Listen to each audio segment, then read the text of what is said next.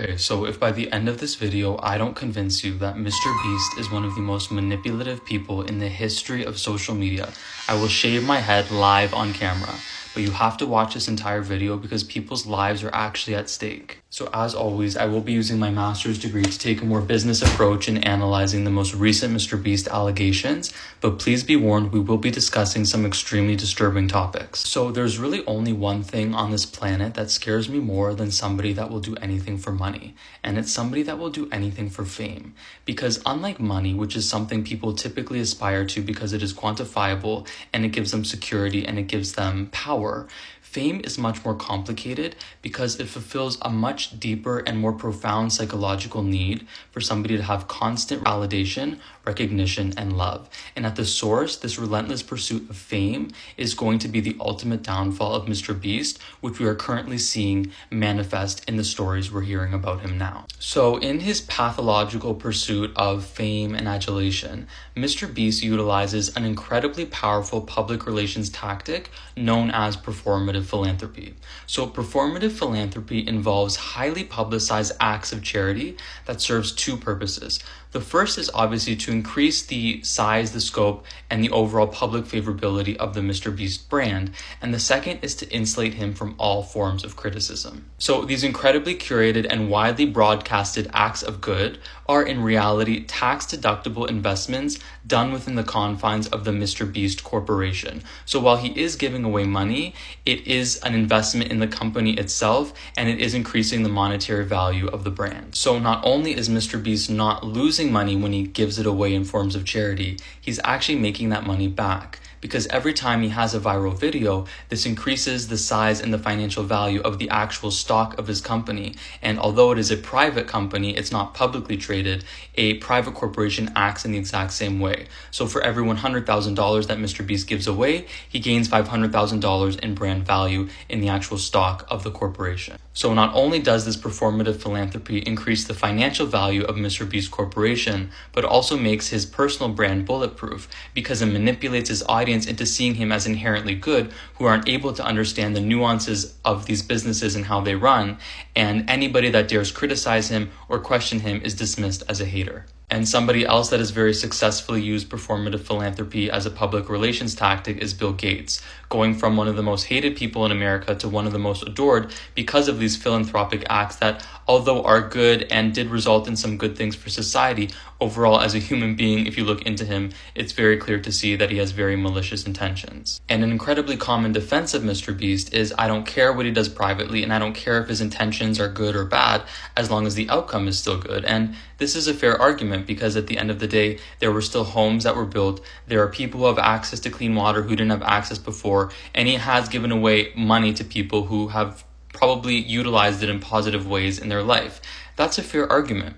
But what's not a fair argument, what I think is pretty idiotic, is people who think just because of that, he's immune to all forms of criticism. I think it is a healthy, functioning society to look at the most popular, most influential, and powerful social media creator in the history of the internet and hold him to a higher standard and not let him get away with bad behavior, which we'll get into now, simply because he has done some acts of philanthropy. And this point is particularly true when analyzing Mr. Beast because he is arguably the most influential figure amongst children. So us as adults may be able to perceive the curated nature of his content and understand the nuances of what's happening behind the scenes, but children do not. All they see are acts of good. For me as an adult, when I watch Mr. Beast content, I don't see a benevolent person. I see a person who has exclusively built his brand upon allowing financially destitute people to perform for money, to engage in public forms of humiliation, psychological torture, and even put themselves in physical danger because they are so financially destitute and it is life or death for them. They will literally do anything for money. So instead of asking the deeper questions of how we've allowed our society to get to this point, we just laugh and watch his stupid little videos, not even thinking about the greater impact that this incredibly powerful, influential person is having on the younger generations. And speaking of the younger generation, there really is no polite way to say this, but Mr. Beast's best friend of 16 years, Ava Tyson, has now recently been credibly accused of messaging minors, interacting with them inappropriately, and being an actual PDF file. And this is somebody who was heavily involved with the Mr. Beast Corporation for over a decade, once again was best friends with Mr. Beast, and was even his right-hand man for a very long period of time, and then also very shortly, temporarily, his right-hand woman. So there is no greater example to me of proof of what I've said in the first half of this video, that Mr. Beast is immune to criticism, because although we are talking about a different individual, the type of behavior that you enable within your company is very telling, and who you are best friends with is also extremely telling. Think about your best friend, someone you've known for 16 years. You know intimate details about their life. You're going to tell me you didn't know what they're engaging with publicly? Because a lot of these allegations are things that this individual did on a public Discord server, on Twitter, and on videos. Ava Tyson literally posted a video on YouTube where he was promoting the link for people to view Revenge of Jeanette McCurdy. Mr. Beast was aware of these allegations from a very long period of time, and he stuck with this individual because it was politically inconvenient for him to throw somebody who was recently transgender under the bus. But now that it's threatening his own personal brand, he's willing to do anything to save himself. So I do believe, as somebody with a fully developed frontal lobe, that Mr. Beast was well aware that this individual was a child predator, and I honestly don't think that he cared until it threatened the actual only thing he cares about, which is his public perception. And he's also displayed a complete disregard for his impact on children through his illegal lottery schemes. So this was actually something that I learned about from an ex-Mr. Beast employee who posted a very thorough YouTube video I'll put here. Everybody should go and watch it.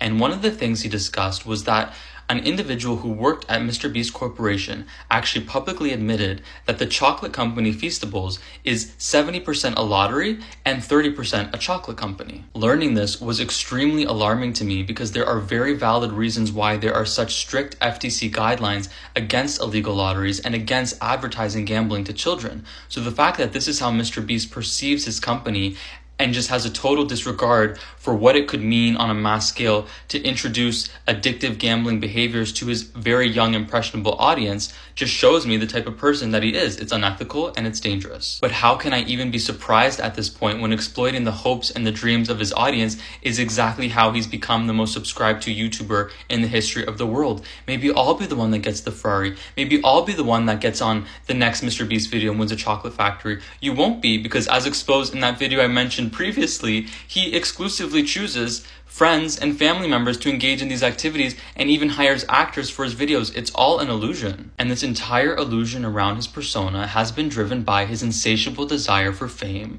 which is manifested into the only obvious conclusion, where he has now had to escalate his content to more dangerous levels to the point that people's safety is now being put at risk. Which brings us to the allegations surrounding the Mr. Beast games, which I believe is the smoking gun that proves what I have believed all along, which is Mr. Beast does not view people as human beings, but as props to be used. And the proof of this is now that Mr. Beast has been paid $100 million to put together this game show for Amazon Prime, he is running it the exact same way he's run all of his YouTube videos, with a flippant disregard for people's emotional and physical safety.